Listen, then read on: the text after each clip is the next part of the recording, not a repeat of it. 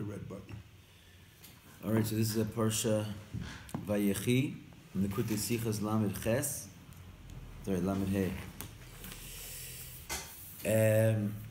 All right, with no further ado here. Isa Gemara, it says in the Gemara, Rav Nachman, Rav Yitzchak, have a Yeshiva Sudasa. The two great giants, Rav Nachman and Rav Yitzchak, they were sitting in a meal. Amrli Rav Nachman, Rav Yitzchak, Leima Mar Milsa. This whole thing is a Gemara of Tainus. It says, so Rav Nachman said to Rav Yitzchak, let the master say something. Rav Yitzchak was the master. He said, please say something. Amar lehachi amar Rabbi Yochanan. So what did Rabbi Yitzchak say back? He said, so said my teacher Rabbi Yochanan, Ein masichem besuda. Don't talk during a meal. Right, they're sitting in a meal. He says, say something. And what he says is, don't talk during a meal, says Rabbi Yochanan. Why? Shema yakdim kana leveshet. Because it could be that your windpipe will open up before your food pipe. V'yavoli de sakana. And you'll come to a danger. Because when you start speaking and the voice starts to come out, you open up that little hat that's on top of your windpipe, and food will go into it and you become endangered. Because food and drink go through the food pipe, esophagus. I don't know, what's the esophagus for food or for breathing? That's for food. Could be dangerous. Okay, so that was his statement when he asked him to say something. Basar the Sayyid, after he spoke, after they ate, Amar lehachi amar Rabbi Yochanan. So now Rabbi Yitzchak says again, so said Rabbi Yochanan. In other words, it seemingly took up what he was going to say during the meal, and he now says it after the meal. And what does he say? Yaakov vinu lo meis. Yaakov, our forefather, never died. But rather he lives forever. Says Rashi over there. Or Tosfos Sham. You know what does it mean? It's simple as that. He never died, he lived forever. Amar le b'chibichte saftu savdainai chantu chantaya kavru kavraya. So he says, wait a second. Look in the Torah. Doesn't the Torah report that he was eulogized and he was embalmed and he was buried? What do you mean he didn't die? Amar le mikran anidorish. He says, don't worry, I'm learning it out from a verse. Shnamar va'ata al tira abdi Yaakov. The verse says, don't fear my servant Yaakov. Num Hashem, says God. Val tachas Yisrael, techas Yisrael, ki hineni moshiach mirachok. Do not fear Yisrael, because I'm going to save you from a distance. Ve'zarecha me'eret shavim. And your children from the land of their captivity. So what does the verse say? Don't fear, because I'm going to save you and your children from the land of their captivity. So it makes a connection in that verse between him and his children. And he learns from there that just like his children are alive, so too he is alive. We got it already there. Okay, before we go on, everyone follows this. How you doing, Simcha? Yep. Oh, Follow? got it. How you doing there, Itai? You with me? Okay. So this is what he said after the meal. He says, Yaakov vinu lo meis. Rav Nachman sort of challenges him. He said, what do you mean? Look in the Torah. It says he was embalmed and buried and so forth. And he says, no, it's all right. There's a verse that I'm quoting from which has both him and his children in this verse. He says, just like his children are alive, so too he is alive. Ariel. Kavar amdu mefarshim al kama diyukim bazeh. So we already, you know the Sikha? Sikha here. So he says we already have many mafarshim that are sort of investigating and breaking down this statement. And so the Rebbe starts off with a bunch of questions right now. I think there's 5 different questions. Let's try and keep them straight. So all this story doesn't make sense to the mafarshim for 5 different reasons. Firstly, Ma reviach Rav Yitzchak v'zeh she'amar ein masichim besuda. The first statement, when Rav Nachman says, let the master say something, he says, we don't, and Rabbi Yitzchak comes back and says, we don't speak during a meal. What did he really profit from this statement? Even this very statement itself falls under the category of don't talk during a meal. And it was he himself talked during a meal by saying we don't talk during a meal. But since really his real teaching was what he was going to say after the end of the meal, which was Yaakov Vinu Lo Meis, and that was like really his Dvar Torah. Shu dibur muat yoser ma dibur ein masichem besuda shemi yakdim kana levesha v'yavol l'dei sakana, which Yaakov Vinu Lo Meis is a smaller thing to say. Simply, it takes less time. Then don't talk during a meal because maybe your windpipe will open up before your food pipe. Then he should have said this statement, Yaakov Vinu Lo Meis, immediately after Reb Nachman asked him, say something. Because if he was really trying to not speak during a meal, he should have said the minimal. The minimal was actually what he said after the meal. Yesh mefarshim. Some people want to say, Sheba amru ein mesichem besuda lo hasa kavanasu levar lama einhu Rabbi Yitzchak yachol lema milsa elo chicho ala dibur alav betoch hasuda. Some people were saying that when he was asked to say something during a meal, and his reply was don't talk during a meal, he wasn't, so to speak, giving a Torah, giving over Divrei Torah. Right? Because if he was, he could have said a shorter Divrei Torah, Yaakov Vinu Lo Meis. But rather he was criticizing and rebuking his student for asking him to say something during a meal. Right? And that he talked to him during the meal. V'al-pi ha'yedua, and as what's known, lafrushe misora yesh lo din kedima. That if you're going to separate someone from doing something prohibited, that's like that type of Dvar Torah comes first before anything else. In other words, if you're going to stop a person from doing something wrong, that precedes any other action or any other speech towards that person. Like you got to jump on it right away, so he knows not to do the wrong thing. Only if he's going to listen to you. What's that? Only if he's going to listen to you. Yeah, Dvar nishma, nishmai. But nonetheless, here you're sitting in front of a teacher and student. He's going to listen to him. He asked him to say something. So this precedes all other Divrei Torah. Whereas the statement Yaakov Vinu Lo Meis, it has no really nafkusim l'maisa v'lo l'halacha. It's not a statement which is connected to halacha or anything, and therefore he came first forward with his statement, "Don't talk during a meal," because Yaakov Vinu Lo Meis doesn't really have any place during a meal. It's not something that you would throw in there to something which is anyway not appropriate time to speak. So at very least you could rebuke him for that. He says, so would that be an answer for what we said before? Yeah. In other words, why did he put the statement, don't talk during a meal before Yaakov Vinu Lo Meis? Because that precedes it, according to the law, that you have to separate a person from a prohibition that comes before all other Divrei Torah. Why can't you just say, I've had questions on this, why can't you just say he swallowed his food and there's nothing in his mouth now? He's not going to have a problem with the vesh and the kan and the whole business. Because if you look at halacha, really, it's not so simple. You're supposed to only talk during a meal between courses. So he already finished his course. Okay, well then he had to wait and finish his course. Maybe he did. What makes you think he did? Why not? He finished eating, he ate his fish. He didn't eat the meat yet. Okay, so you're saying Rav Nachman asked him before he eats the fish, in the middle of the fish, say something.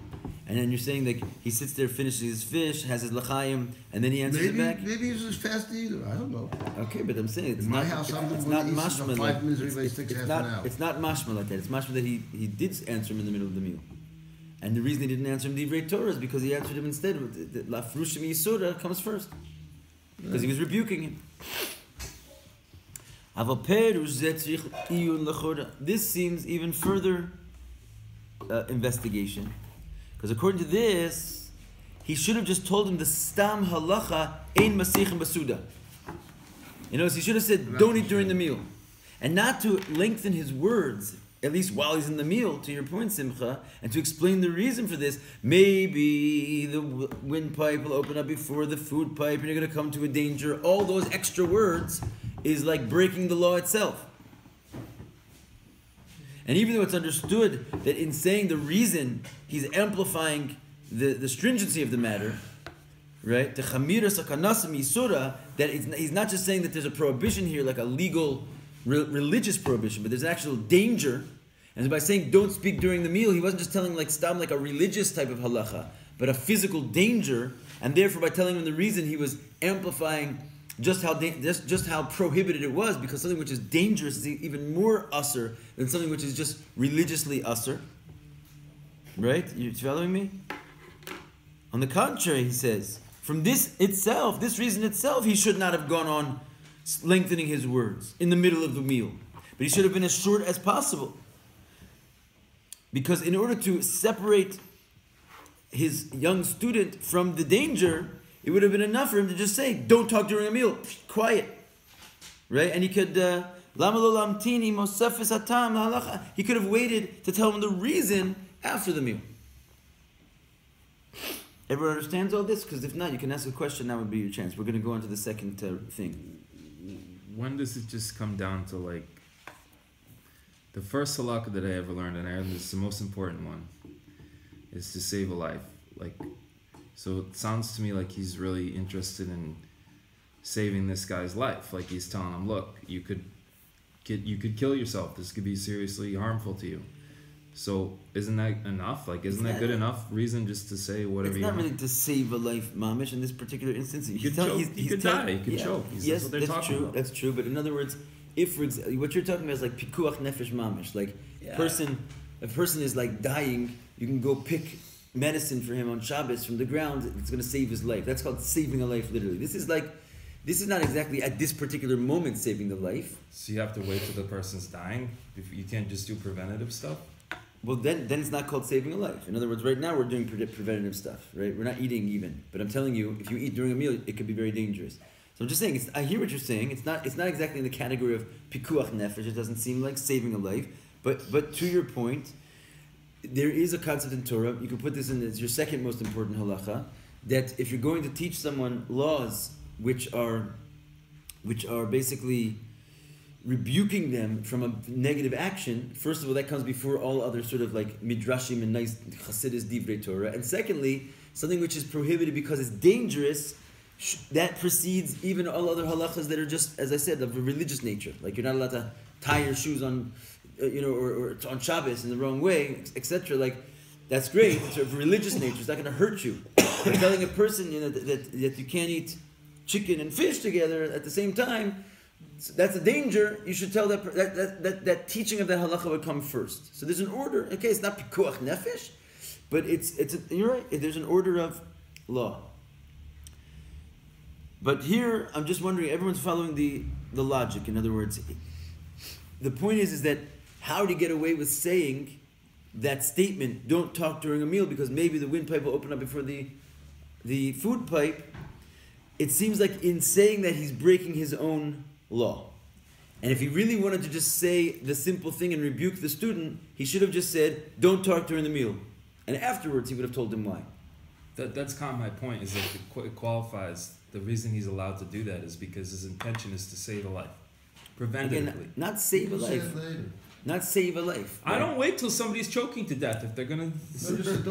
I'm not gonna wait. If there's like I see electric. Fine. So what could he have said? He's a rabbi. He could have said, "Don't talk during a meal." That's it. Then okay, but it's fine. But he didn't say that, and that's the question we have. Instead, he added all these extra words because the guy needed to know, to understand. But again, we're saying is that why couldn't he understand the reason why in 5 minutes when he's done eating his fish? He could have just told him, especially since he himself is breaking the law of don't eat during a meal by saying these words, which we're giving him the benefit of the doubt because he's trying to stop his student from doing the wrong thing. But if that's the case, he added these extra words, which are unnecessary to rebuke the student on the spot. And he could have in 5 seconds, 10 minutes from now. Meanwhile, Rabbi Nachman is not going to say in the extra words because he was just rebuked by his teacher, don't speak during the meal. Got it, I'm quiet. And later on, I'll tell you why. And you saved a life, right? In other words, it doesn't need to add those words. In fact, adding those words seems to contradict his own law that he's trying to teach. You follow me? You wanted to add those words right then and there. It's necessary. It's like, don't jump in the swimming pool or something like. Don't jump in the swimming pool because there's like an electrical wire that fell in it and you're gonna get out. The Rebbe says that because he wanted to add the severity of the matter and make him realize that this is not just a religious prohibition, but rather a danger. But he's saying, nonetheless, who you're dealing with over here, you're not dealing with a kid. You say, don't jump in the pool. You're dealing with Rabbi Nachman, right? And if you tell him, if Rabbi Yitzchak tells him not to eat during the meal, and especially, look, I'm asking you, hey, say something. You're like, don't speak during the meal. That's enough. I get it. I'm not going to speak during the meal. I don't know. Maybe that would just irritate someone to the point where they would just start shouting it. Like the other guy. You're not dealing with children here. You need to tell You're dealing with a master sitting in front of. You're dealing with a master sitting in front of his tongue. When two men get together and one guy tells another guy to do something, he's like, "Oh, you think you have more power than me? I'm going to start shouting in your face." That's not what's going on here. There is a respect relationship. That's why he's asking, teach me something. I'm thinking that the reason that he said that was because maybe there was not enough respect and he needed to teach him something a little bit more so he would understand it. All right, that's an assumption that one could make, but I would say that the stam, that doesn't even come up in this question because I think that the underlying principle is that there is respect and that we know the relationship between Rav Nachman and Rav Yitzchak already. That this is not the first time we've met them. And they, in general, there's a whole series of, we're going to see in a second if we can get to it, there's a whole series of events before this where they're also having such discussions and so forth, and it's clear that he's asking him to teach him. I mean, you have a point there. You could read that into it, but there's a reason that nobody reads that into it because we're not assuming that there's a disrespectful relationship or a testy type of relationship between these two. That would be a good answer, though, if you were assuming that he was going to sort of attack him and be disrespectful. Then yeah, you have a point there. You should have told him you could die if you do that, or it could be in a danger. But again, doesn't even come up. It's a good point. I hear what you're saying now. It doesn't even come up because I think that underlying it, we already know that that's not the relationship between them. The second question, we said there's 5 questions. Since everything in the Torah is exact, then we have to logically say that the statement of Rabbi Yochanan, Rabbi Yitzchak, who said in his teacher's name, so said Rabbi Yochanan, that he said after the meal, which was Yaakov Avinu lo meis, it has a connection to the statement during the meal, which is also said in the name of Rabbi Yochanan, don't talk during the meal. In other words, at the end of the day, Rabbi Yitzchak said 2 things in the name of Rabbi Yochanan. The first was don't talk during the meal, maybe this, and the second was after the meal, Yaakov Avinu lo meis. So he said, since they're both said in the name of Rabbi Yochanan, Mustama, they have something to do with each other because the Torah is exact, and they wouldn't just happen to be 2 statements in the name of Rabbi Yochanan. The third question, the Gemara continues and says, Amrle v'chibichti saftu safdaine chantu chantaya safdaina chantu chantaya kavru kavraya.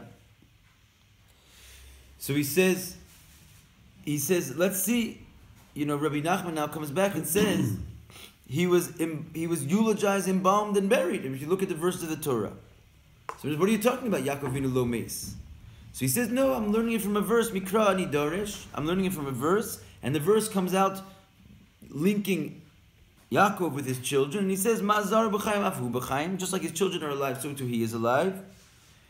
And the question the Rebbe has is, Lama sha'al ki bichti? Why did Rebbe Nachman ask his teacher in a way of, let's see?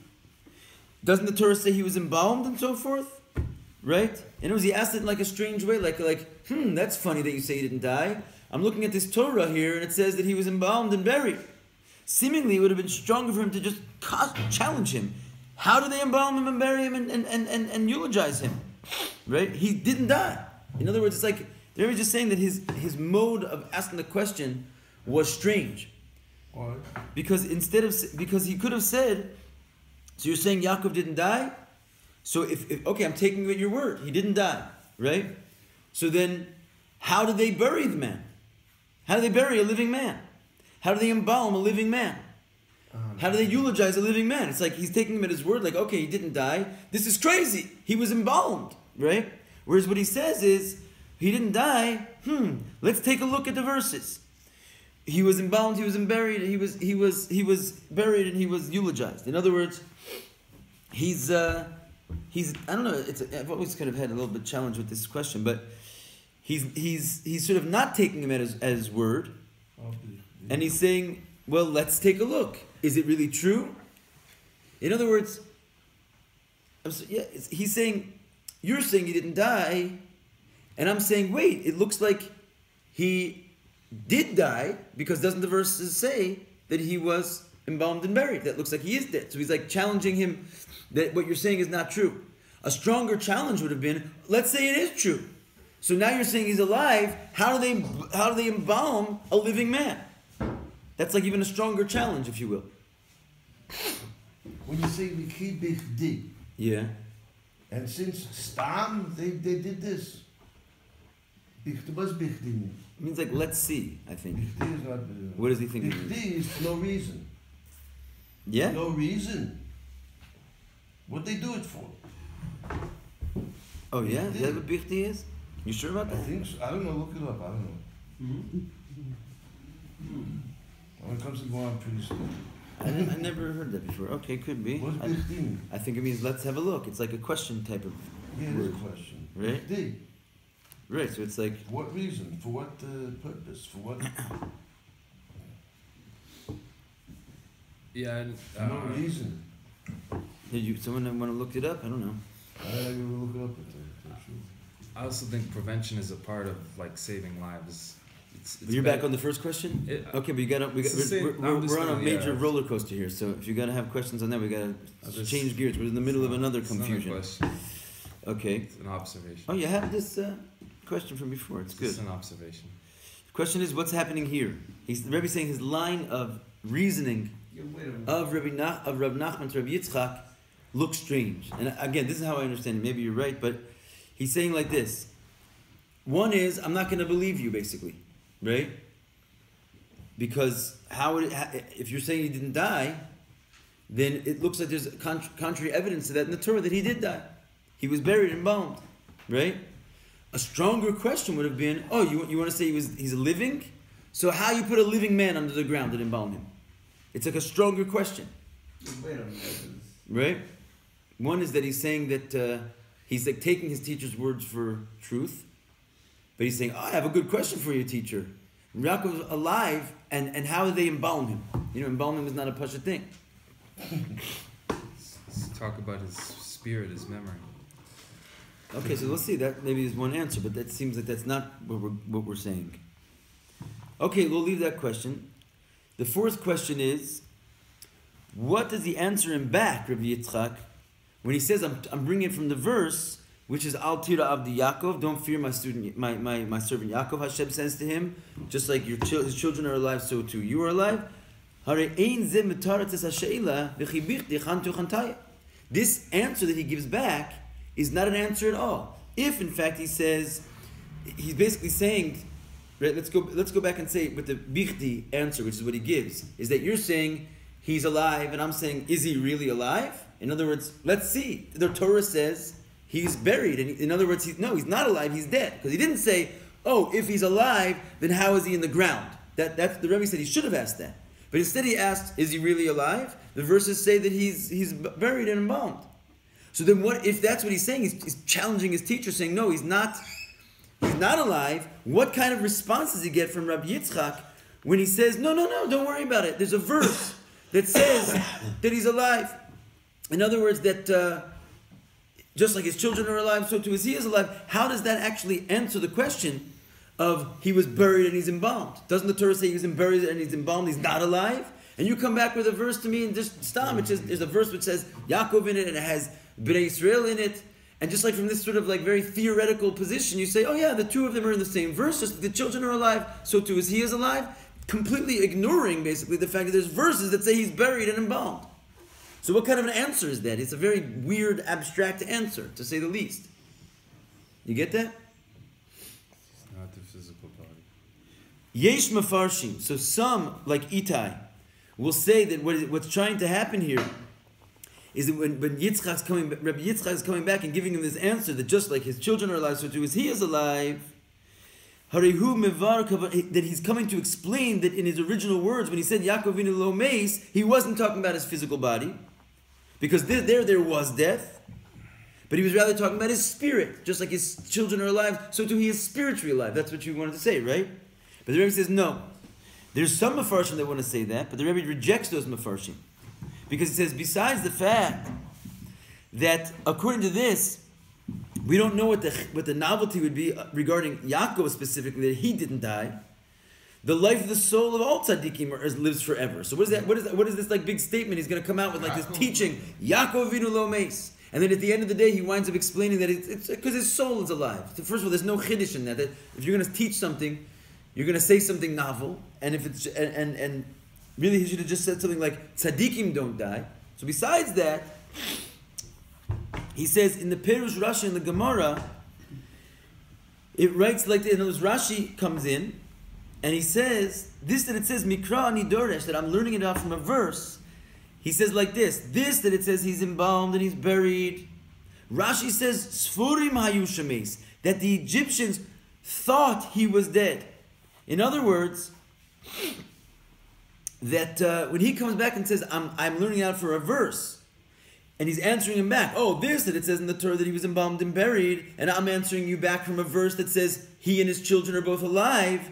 It's because this that he's embalmed and he's buried, it's only because the Egyptians thought he was dead. And so too, Rashi writes after this, the chantu chantaya is that, in other words, which means he was embalmed.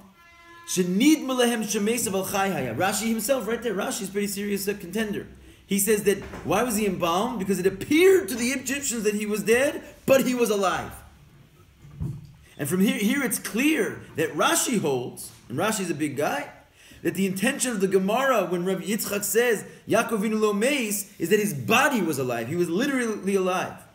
And kapshuto lashono, kapasha lashono lo meis elachai hu leolam. And that's what it says. He was not dead, but rather he was literally living forever. So he doesn't mean that just his soul was alive. He means that his body was alive. Yeah. Say it again. Poor guy, he got embalmed and alive. Can you believe that's what Rabbi Nachman is saying? He says, doesn't the verse say it was? How can you? In other words, actually, I take it back. That's what the Rebbe said he should have asked. When Rabbi Yitzchak said he's alive, the first thing out of his mouth should be, "How could you embalm a living man?" But he didn't ask like that. Instead, he said, "Well, hold on a second. What does the Torah have to say about this? Doesn't the Torah say he was embalmed and buried?" In other words, like rejecting his teacher's position. Part of the process the Egyptians did during embalming, they thought the brain was a useless organ, so they didn't bury it in the body. They removed it through the person's nose and buried it. The truth is that on that topic, you're right, but there are Mefarshim that explain that he just really they just spiced the body up. He wasn't like the kind of necessarily fully embalmed. right. They just made it smell good. Right. Okay, I'll buy that. All right, going on the last final question. He says, seemingly, according to Perush Rashi, what we say, Iker Chasur Min HaSefer. The main content here is missing. Why? Because the answer to the question of, let's see, doesn't the Torah say he was embalmed and embalmed and buried? Hu ki rak nid melehem shemes. V'zelo nizkar b'Gemara is that the main answer to the question, wasn't he embalmed, wasn't he buried? What should Rabbi Yitzchak have given back? An answer. He should have said exactly what Rashi says. It only seemed like he was. Why did they embalm them? Why did they bury them? Because it only seemed like he was dead. That's what Rabbi Yitzchak should have answered back. And this whole thing that he says, well, I'm learning from a verse, just like his children are alive, so too he is alive. That's just a proof from the Torah that he in fact is alive. But it's not an answer to what his student is asking him. How did they bury him, a living man? How could they do such a thing? It should have said in the Gemara itself, because they thought he was dead. To them, it seemed that he was dead, but he was actually alive. The fact that the Gemara does not say that, this is in the category of what we say, Iker Chasur Min HaSefer. Like the main response is not there. Rabbi Yitzchak should have said the obvious answer, and then if he wants, he can bring a proof text from the Torah. I'm learning it from a verse, just like his children are alive, so too he is alive. But just giving a proof text to the Torah leaves the question totally unanswered. Yeah? You following, everybody? It's a little bit technical. Don't just sit there with those faces on. You understand what I'm saying or no? Yes. Okay. Ariel? No? So the last question is just simply like this. When Reb Nachman says, how is he alive? He was embalmed and he was buried. Rabbi Yitzchak should have said back to him, because the Egyptians thought he was dead. Period. End of their conversation. Because that would have been an answer. Why they embalmed him, why they buried him. Why they buried him. But instead, what does he do? He just brings like this a verse from the Torah which compares his children to him, and he says, see, the Torah says he's alive, and he like jumps over the actual difficulties of the fact that he was embalmed and buried, and we call that the main things missing from his answer. The answer was they embalmed him because they thought he was dead. He should have said that. He didn't say that. All he did was bring a proof text from the verse that he was alive. Clear?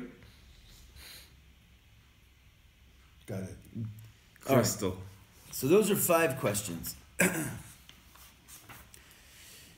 Now, he says the explanation and all the answers. First, before we answer all the questions, of course, there's a preface that this story in the Gemara regarding Reb Nachman, Rabbi Yitzchak, they were sitting in the Suda, it comes as a continuation of many, many other stories and statements before it, that also there, Reb Nachman asked Rabbi Yitzchak a question, and Rabbi Yitzchak answers him in the name of Rabbi Yochanan.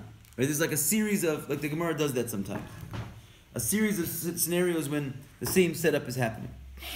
And the content of many of these stories of Rabbi Yochanan is regarding a miraculous conduct of HaKadosh Baruch Hu with the Jewish people. For example, the first one in that list is that Reb Nachman asked Rabbi Yitzchak, he says, Yoreh b'Nisan he, Yoreh b'Mar So he says the Yoreh, there's something called the Yoreh u'Malkosh. There's like the beginning rain and the second rain. It's like sort of in the seasons of when the crops grow, there has to be like 2 stages of rain. And there's this idea, and it says that in a certain period of history, it says the Yoreh was b'Nisan, that the first rains came in Nisan. And the reality is it's very, very late. The first rains, as we know, are supposed to come in Mar Cheshvan when we start praying for rain. So he says, because there's a pasuk that says that the Yoreh was in Nisan. The first rains came in Nisan. So he says, no, don't worry. So said Rabbi Yochanan. In the days of the prophet Yoel, right, this verse, which describes the first rain coming in Nisan, was fulfilled. Because it says that year, Adar came, which is already much late, and there should have been rain way before Adar, and there was no rain, right? So the first rains came in the first of Nisan. It was like a drought year. And the Navi said to the Jewish people, go out and plant your crops. They said back to him, someone who has a handful of wheat, right? Or barley, let him eat it and he'll live. If he's going to go and plant it now, he's going to die, right? Because if you planted it in Mar Cheshvan, okay, so when the second rains come around in Adar, then you can go and eat your crops. But it was a drought the whole year. It rained a little drop in the beginning of Nisan, way too late, and you're asking the prophet to go plant his wheat and barley. He should eat his wheat and barley and live, they said. So the prophet comes back and says, nevertheless, go out and plant. So they did. They listened to the prophet. And what happened? A miracle happened. And it was revealed to them what was like sort of stuck in their walls. In other words, they found new grain to eat from their walls. They went out and they planted. And all of a sudden, the second day of Nisan, the third day of Nisan, the fourth day of Nisan, and Yard lehem Revi'ah Shniya b'Chamisha b'Nisan. The second rain came already in the 5th day of Nisan. And they all gathered their Omer offering on the 16th of Nisan, ready to offer the big Omer offering 15 days. on Pesach, right? So it comes out that a grain which is supposed to grow in 6 months, it grew for them in 10 days, or 11 days. Right? They planted on the 1st, and by the 16th already, that's supposed to be 15 days. No, because he says that the second rain didn't come to the 4th. Right? So it took 11 days, but it should have taken 6 months. This was the miracle. And anyway, this was again said in the name of Rabbi Yochanan. So this is one of the stories in the list of stories where Rabbi Nachman is asking Rabbi Yitzchak a question, and he answers him back in the name of Rabbi Yochanan. In the continuation of the statements of Rabbi Yochanan, they were said by, as answers to Rabbi Nachman from Rabbi Yitzchak. Our Shas brings this story that we're discussing, that they were sitting in the Suda. And he asked them to say something. Let the master say something. And we want to say that here's how the Rebbe learns it. That even Rabbi Nachman knew already the halacha of don't talk during a meal. In other words, Rabbi Nachman is a huge Amora. He knows the laws of not talking during a meal. He knows the Shulchan Aruch back and forth. And he knows it's because it's dangerous. So why did he say in the middle of a meal then, let the master say something? Because his intention was you should say divrei Torah. He didn't mean just let's have a casual chat. He meant say a dvar Torah. And he thought that this law, that it's dangerous to speak during a meal, only refers to common words. But for divrei Torah, there's no worry for a sakana. Why? Ki Torah magina matmatz. Because Torah will protect a person and save a person. And on the contrary, the Mishnah itself says that Shulchan Shalo Amru Alav Divrei Torah Ki Ilu Achlu Mizivchei Meisim. The Mishnah says in Pirkei Avos, if a Torah that you don't say Torah on, it's like you ate from a table of idol worship. It's understood that there's an obligation to say words of Torah at the meal, and since that's the case, there must be no worry about danger, because when the Jewish people is occupied in Torah in accordance with the commandment of Hashem, HaKadosh Baruch Hu saves them from danger and from what would normally be a natural danger. So basically he was saying, let's define nature. He knew the law that you're not allowed to speak when your mouth is full, but he says, let's define nature because we're doing a mitzvah. And that's what he meant. And again, just want to point out that it comes in a series of miraculous stories that he was busy telling his student how Hashem can define nature. Like it took 11 days for a whole crop to grow. You see that there's no problem here with nature. Go ahead and say Divrei Torah. I know that it's dangerous. We don't have to worry about this. According to this, it's understood the reason that Rabbi Yitzchak answered him, so said Rabbi Yochanan, don't talk during a meal. Maybe your windpipe will open up and you'll come to a danger. And he didn't just tell him the basic law, don't talk during a meal. Because with this, he intended to explain and to emphasize the law that not talking during a meal also refers to Divrei Torah. If he would have just said don't talk during a meal, he might have misconstrued that his student didn't know the law. And he says don't talk during a meal. It's like we'll talk after the meal. But he wanted to say that he understood that his student was telling him say a Dvar Torah because you think it's supernatural. And he was saying, even there, I must tell you, there's a danger involved. And what was this compared to? Of the Indian of a Dvar Mitzvah. That even though Shomer Mitzvah Lo Yada Davara, even though someone who's busy doing a mitzvah won't know any wrong, any bad, and as he says, Shluchei Mitzvah Ein Nizukin, someone who's in the midst of doing a Shliach Mitzvah cannot be hurt. That's why we give a guy $1 when he goes on a trip. Someone who's in the midst of doing a mitzvah of tzedakah, he can't be damaged. Nevertheless, regarding this, it says, Heicha Deshchicha Hezeka Shani. Whenever you have danger, clear and present danger, it's different. Right? And we see this from a story that God told Shmuel to go and anoint David HaMelech, right?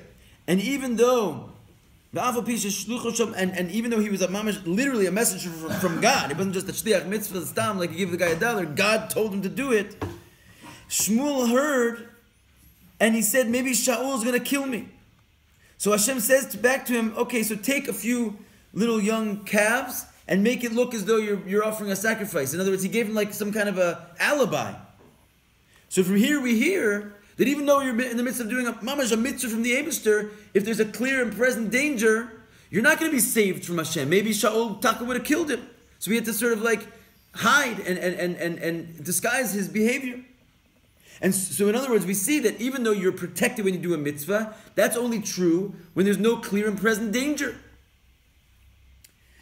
And so it is in our situation. And since the reason of why you can't talk during a meal is because maybe you're going to open your windpipe before your food pipe. So here there's a danger there's a clear and pleasant danger, which is in the category of danger is found, and therefore you can't talk during a meal, even Divrei Torah. So let's review exactly what their conversation was, right? Rav Nachman asked his teacher to say something with the knowledge that speaking regular words during a meal is dangerous, but he intended that he should say Divrei Torah because he thought in the presence of all these miraculous stories of Rabbi Yochanan that speaking divrei Torah in the middle of the meal was safe because Hashem will protect you. And his answer back to him, and this answers one of our questions from the beginning, was you can't talk during a meal. Shema yakti makana laveshet, and he added extra words there, which we said, why do you add extra words if he's just trying to stop a person from doing the wrong thing? He should have said it short as possible. He adds extra words because it's necessary. Because he's telling him that yes, even though divrei Torah are safe and they will protect you, that's only when there's not clear and present danger. So he says, you can't talk during a meal, even divrei Torah, because there's a danger here. And danger stops, the ability from getting this miraculous protection. So that was actually their hidden conversation. So far, so good. Let's keep going. I'm out of time, but we can't stop here. So he says, with this we can explain the continuation of their conversation. That after the meal, he says, Amar Rabbi Yochanan, Yaakov vinu lo meis. Right after the meal, he says, Yaakov never died. According to what we explained above, that in this statement, when he's saying you can't talk during a meal because you might come to a state of danger, he was basically hinting to his student a general rules of the Torah's effect, Torah and mitzvah's effect on worldly matters.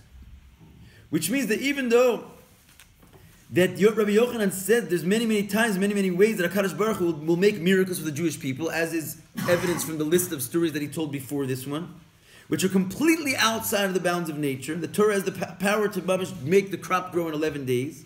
Nevertheless, the effect of Torah mitzvahs of a person needs to be done inside of the nature of a world. Even though the Torah has a supernatural power. Nonetheless, when a person conducts himself, he has to be careful to conduct himself in a way that in accords with the nature of the world. And therefore, even though the Torah has a segula to protect and save a person, you can't rely on this in a place where there's clear and present danger, and you need to and just rely on a miraculous power of the Torah. So he's saying, even though in other words, this whole conversation was a very deep philosophical conversation. What he was telling him was like a follow-up to all the stories that he said before. He's busy showing him how the Torah is miraculous and the Torah has the infinite powers and so forth. And yet here he's telling him that despite that fact, that when a man conducts himself with this infinite power of the Torah, he has to do so in such a way where he takes into consideration the finite restrictions of the world. And even though the Torah can protect you from anything, when there's clear and present physical, natural danger, you have to take it into account. That's what he meant. Literally, all that was packed into the words, don't talk during a meal because it's dangerous. You understand? He says, however, this very statement, the idea that the Torah mitzvahs needs to be in congruence with the nature of the world, it's possible to understand that in two opposite ways. One is, it's because the boundaries of the world is a fixed rule that was created by HaKadosh Baruch Hu, and it says in the Ran that Hashem Yisbarach desired that the conduct of the world should be maintained as much as possible, and nature is precious in Hashem's eyes, and He does not want to change it unless He absolutely has to. And therefore, it's the will of God, the fulfillment of the mitzvahs should be in a way that do not negate the rules of nature. Because nature is strong. And nature has a clear emphasis that Hashem wants it like that. So unless there's an absolute need, the Jewish people are stuck between a rock and a hard place. You have to split the sea.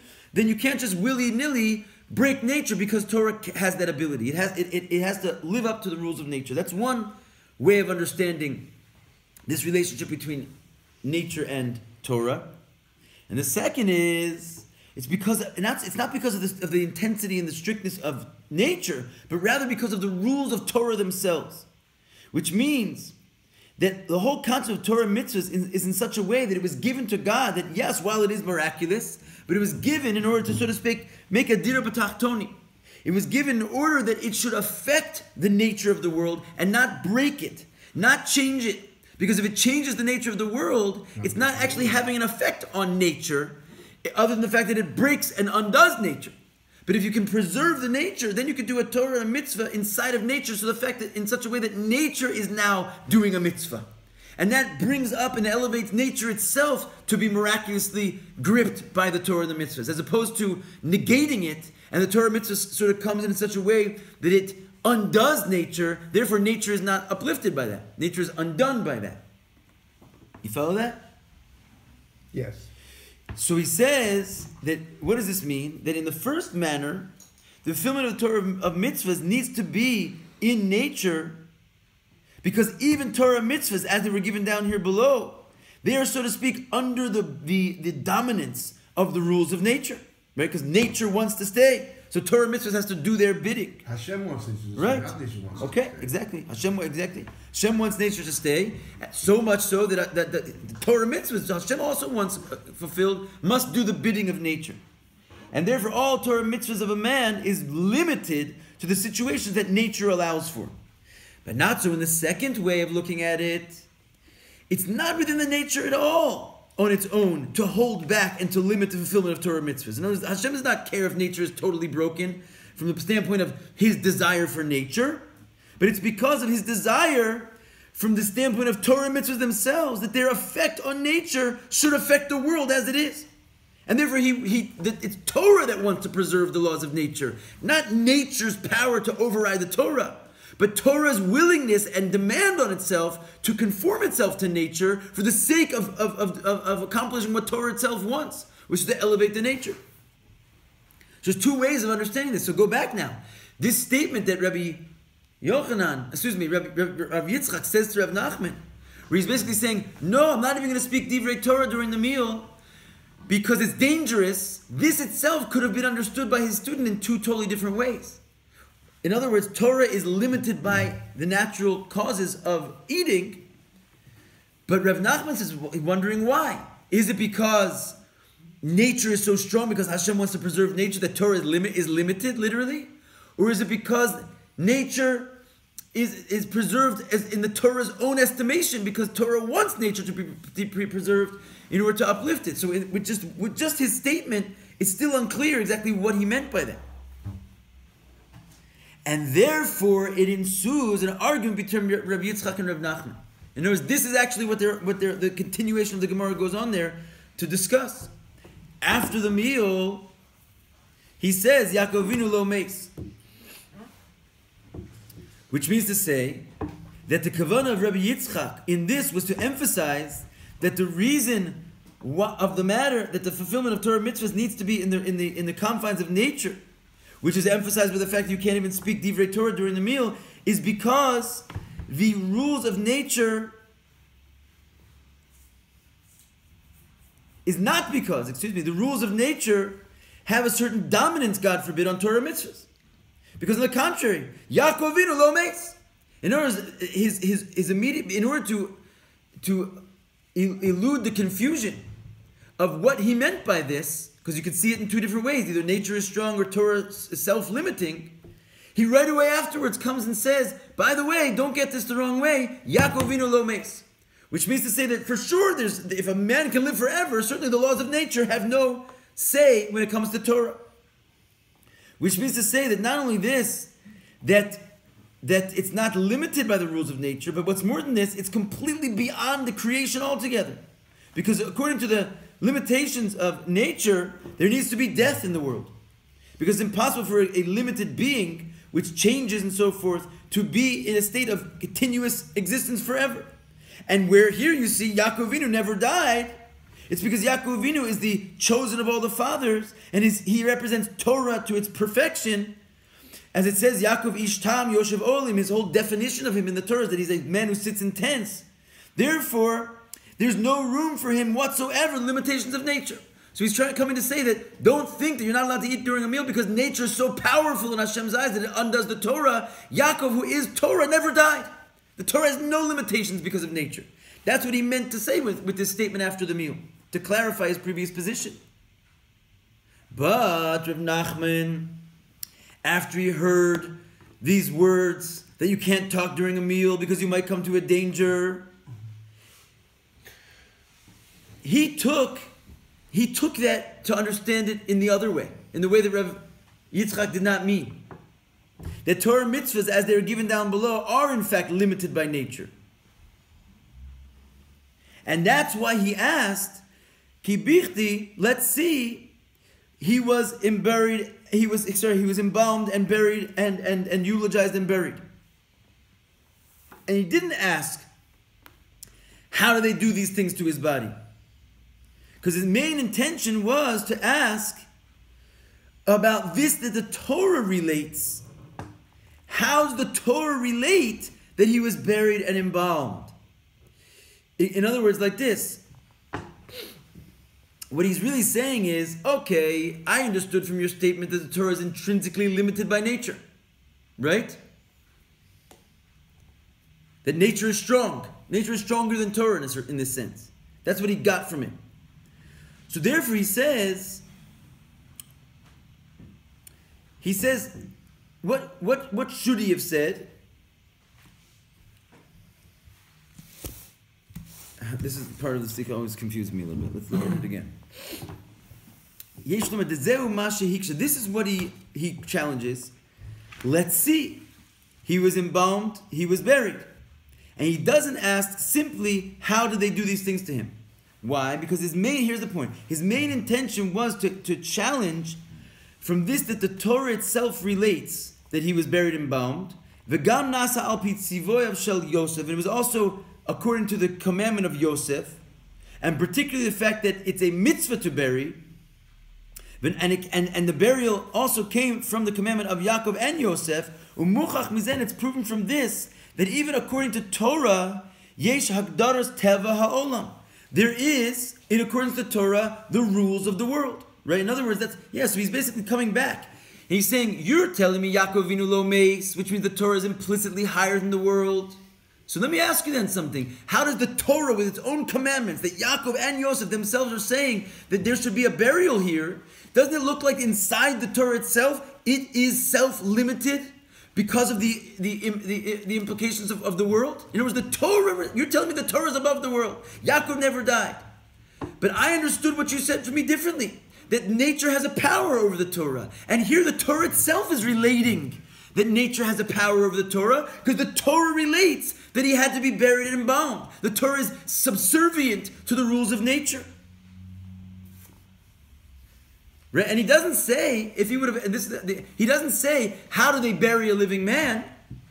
In other words, that would have been, like the Rabbi said earlier, a stronger question. I believe you. He's alive. But how do they bury a living man? Right? Why doesn't he say it like that? Because he's basically saying he wasn't alive. According to the fact that nature has dominance over Torah, he wasn't alive. And therefore, the Torah itself limits him to having to have been buried and eulogized. It comes out that the whole story of the Torah about what happened to the body of Yaakov is not really true, according to you, my teacher. But it's only in a situation where it was the way that the Egyptians saw it, and they did all these things because it was in a way of that appeared to the Egyptians. Okay, everyone's lost here.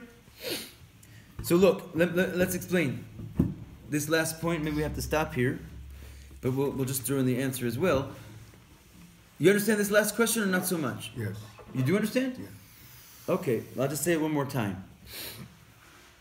If he was to take his teacher's approach, that the Torah is beyond nature, and that's what this teacher is telling him, Yaakov Avinu lo meis. In other words, Rabbi Yitzchak was trying to say, don't look at it that the nature is powerful over the Torah, but look at it rather that the Torah self-limits, right? The Torah really is infinitely powerful, and Yaakov Avinu lo meis. It's just that it self-limits because it wants to elevate the world. So his student comes back and says, no, because the Torah itself is talking about a burial and an embalming and a eulogy. In other words, the Torah, this is Torah that we're talking about, which is supposed to be infinite.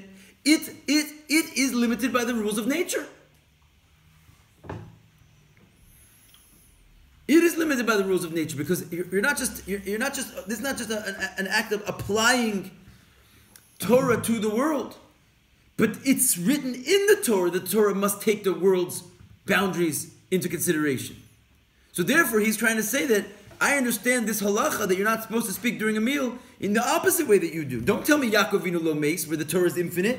I'll show you another part of Torah where the Torah has to limit itself to the rules of nature. And that's why Rabbi Yitzchak comes back and he says, no. From Mikra ani drodresh. I'm learning this also from the Torah. And he brings a verse, Ma'azora b'chaim avhu b'chaim, that just like the Torah itself says that Yaakov Avinu never died. Just like his children are alive, so too he is physically alive.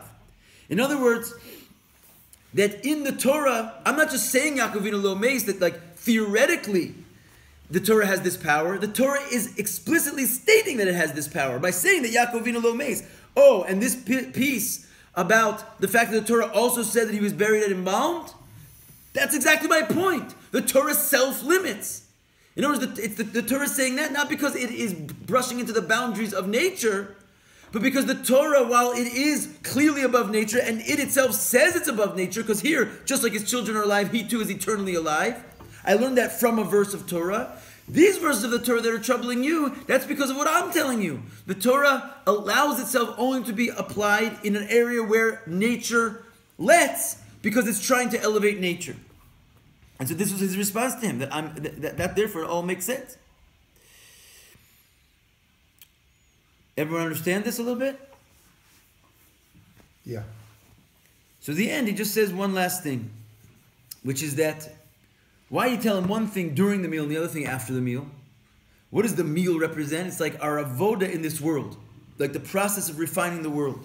So during the meal is when the Torah has to crawl down into the boundaries of nature in order to refine the world. Because while we're busy refining the world, we can't rip out and show the real power of Torah, even though Torah is infinitely beyond the world, and like we can have like living men that are thousands of years old. We don't show that to the world, because if we did, we would just nullify the world, not refine it. So during the meal, while our work is going on, we have to crawl inside the boundaries of nature in order to allow the world to be elevated at its level. But after the meal, after we finish the birurim process and the world is elevated, then we can lay out the true reality of the Jewish people, that we don't care about the world. And the Torah is completely beyond and dwarfs all the rules of the world. Therefore, after the meal, he said, Yaakov Avinu lo meis. That's the idea. Okay, sorry to drag you 20 minutes past the time there, but at least you got a good nap out of it, Ariel. Okay, shkoyach. Do you have a gesture in this place? Yeah, we should.